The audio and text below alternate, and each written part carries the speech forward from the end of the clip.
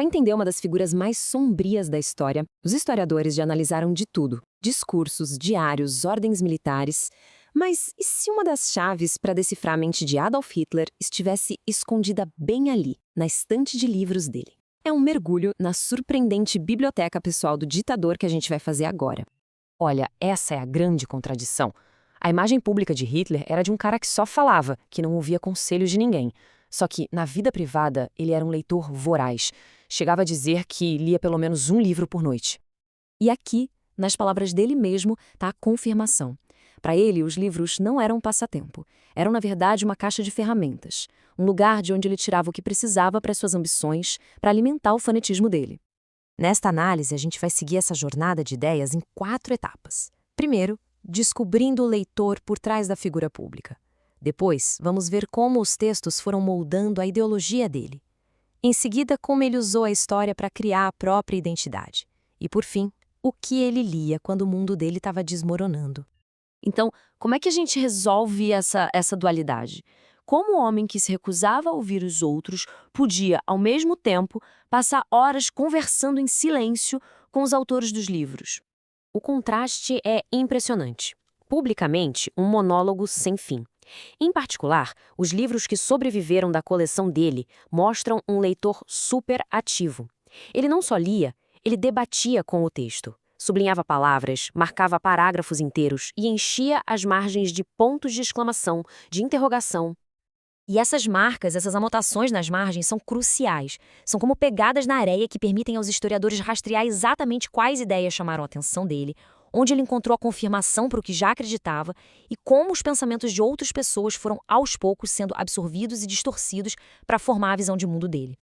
E isso nos leva à parte mais sinistra da biblioteca dele. Hitler não estava só lendo por ler, ele estava, na verdade, coletando a matéria-prima para o ódio. Foram os livros que deram para ele a estrutura e a justificativa para sua ideologia. Entre os mais influentes na estante dele estavam figuras como o industrial americano Henry Ford, que ajudou a popularizar teorias da conspiração antissemitas, o nacionalista do século XIX Paul de Lagarde, que defendia a pureza racial, o mentor dele, Dietrich Eckart, um dos primeiros propagandistas do partido, e o teórico racial Hans Gunther, que deu uma justificativa científica, entre muitas aspas, para o racismo. Cada um contribuiu com uma peça nesse quebra-cabeça mortal. A influência do Henry Ford foi tão direta, mas tão direta, que um repórter do New York Times, em 1922, reparou num retrato enorme de Ford pendurado na parede do escritório de Hitler. O livro de Ford, O Judeu Internacional, era praticamente leitura obrigatória no círculo dele. E aqui está um exemplo claro de como a leitura dele era ativa e focada. Numa reedição das cartas alemãs de Lagarde, ele anotou e marcou intensamente as partes que defendiam a expulsão dos judeus. Essas ideias não eram novas para Hitler, eram a confirmação de um caminho que ele já queria seguir. Um dos textos mais venenosos que ele consumiu foi Os Protocolos dos Sábios de Sião. Mesmo depois de ter sido provado que era uma fraude completa, Hitler defendeu a certeza aterrorizante do livro. Ele dizia que não importava se era falso, porque revelava a natureza do povo judeu. Para ele, a verdade era o que servia aos seus propósitos. Simples assim. Agora vamos para a terceira parte e ver como a leitura de Hitler não era só sobre ideologia. Era também sobre construir a própria mitologia dele. Ele se via como uma figura do destino, alguém que ia mudar o curso da história. E ele encontrou um modelo perfeito para essa autoimagem nos escritos do historiador escocês Thomas Carlyle.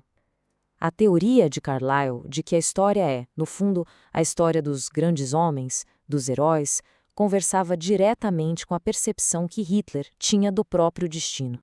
Isso nos leva a um dos momentos mais inacreditáveis e delirantes da história. Nos seus últimos dias, encurralado no bunker, Hitler se agarrou à biografia de Frederico o Grande, escrita por Carlyle.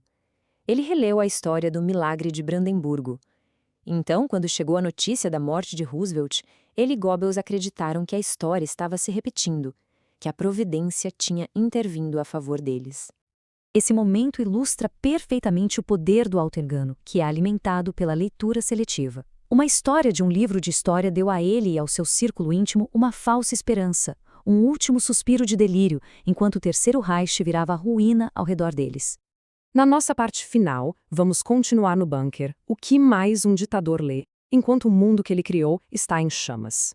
Bom, a resposta é uma mistura de história e misticismo. Ao lado do livro de Carlyle, ele se voltou para o misticismo. Nos aposentos dele, foi encontrada uma análise das profecias de Nostradamus. E o mais impressionante, essa edição, de 1921, interpretava uma das quadras como uma previsão exata de uma Segunda Guerra Mundial em 1939, envolvendo Alemanha, Polônia e Inglaterra. Para um homem que se via como uma figura do destino, essa prova deve ter sido irresistível. E essa é a imagem que fica. Até o fim, cercado pela destruição, Hitler está lá, sentado com um livro. A jornada dele começou com livros, foi justificada por livros, e nos seus últimos momentos de delírio, ele buscou consolo e confirmação nos livros. A biblioteca de Hitler nos deixa com uma reflexão bem perturbadora. Os livros têm o poder de iluminar, de libertar. Mas em mãos que só buscam a confirmação de seus próprios preconceitos, eles podem se tornar as ferramentas mais perigosas do mundo. Podem fornecer o projeto para uma catástrofe.